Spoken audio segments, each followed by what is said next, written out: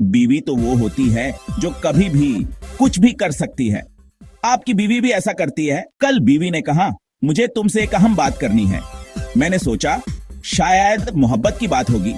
फिर बोली, तुम्हारे जूते और कपड़े सब मेरे पास रखो। ये बात भी जरूरी थी।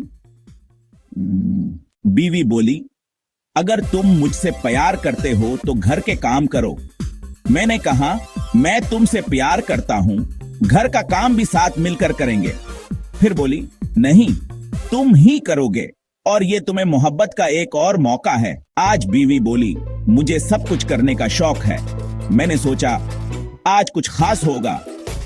फिर बोली, फर्ज का दरवाजा खोलो, सब दिखाना है। वाह भाई, ये कैसा शौक है। कैसा लगा ये वीडियो? अगर आपकी वाइफ भी ऐसी ही है तो नीचे कमेंट्स में जरूर बताएं, और वीडियो पसंद आए तो लाइक और शेयर करना मत भूलें। मजीद मजाहिया वीडियोस के लिए सब्सक्राइब करें और याद रखें, बीवी की बात सुनना बहुत जरूरी है।